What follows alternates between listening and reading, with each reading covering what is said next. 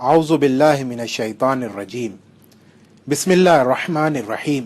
सलामुन अलैकुम। नाज़रीन मोहतरम, हमारा टॉपिक है लॉ ऑफ इनहेरिटेंस यानी विरासत का कानून। ये एक ऐसा कानून है कि जो इंसान की ज़िंदगी पर बहुत ज़्यादा असरगुजार है, यानी उसकी परवरिश और तरबियत को लेकर, क्योंकि ये कानून ट्रांसफ़र होता है माँ बाप के ज़रिए बच्चे की तरफ। अब वो कानून में है क्या? वो कानून में माँ बाप की सिफ़ात हैं, यानी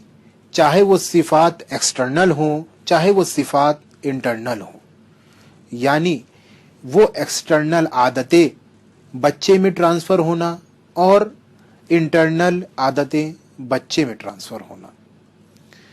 इस चीज़ के ऊपर हमें बहुत ज़्यादा तवज्जो देनी चाहिए, क्योंकि ये चीज़ें एक कानून विरासत में शामिल हैं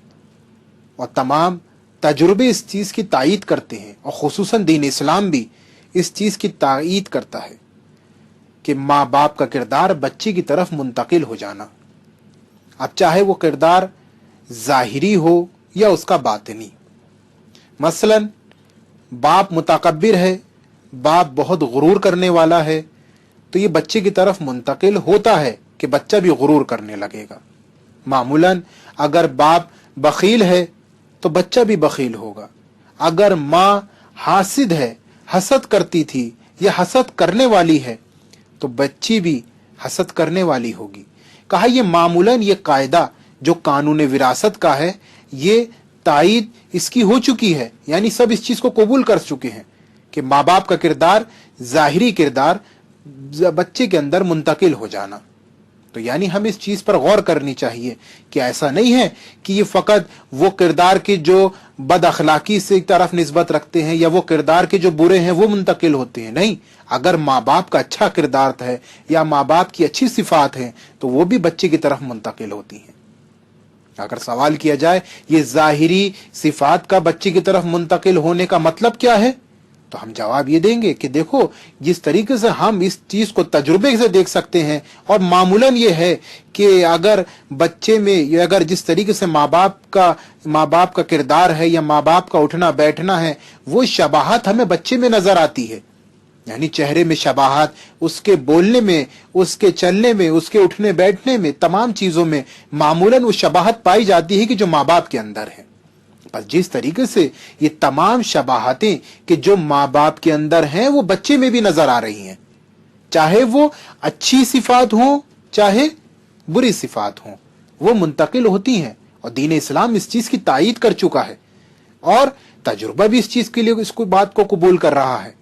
तो हमें चाहिए कि हम अपने किरदार को, माँ बाप को, वो खुसूसन वो माँ बाप कि जो अभी साहिब औलाद होने वाले हैं, या वो माँ बाप कि जो साहिबे औलाद हो चुके हैं लेकिन उनका बच्चा भी मासूम है, तो हो सकता है कि वो बच्चा की जो देख रहा हो किरदार ज़ाहिरी को, वो उससे कुछ चीज़ें हासिल कर ले। अगर वो बुरे किरदार रहे तो बच्चा भी उस किरदार के शिकार में ना आ जाए। अच्छा किरदार अगर माँ बाप का है तो बच्चा उससे इस्तिफादा कर सकता है कि जिम्मेदारी माँ बाप की है,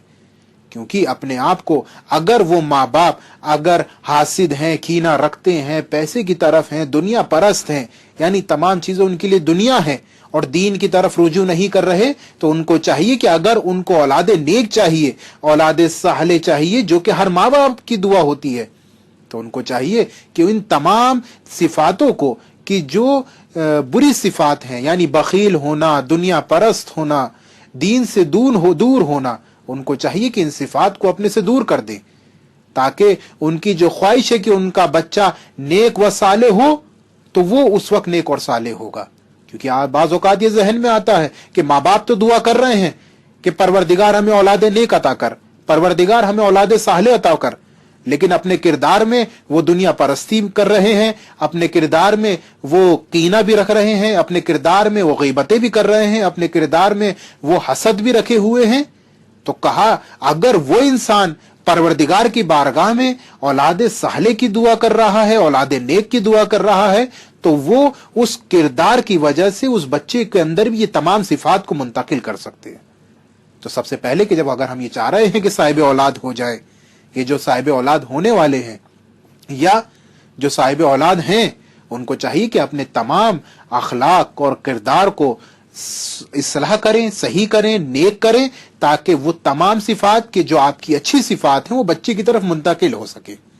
تو ہمیں پروردگار کی بارگاہ میں دعا گو ہونا چاہیے کہ میرے مالک ہمارے کردار کو نیک کر دے، ہمیں ہدایت فرما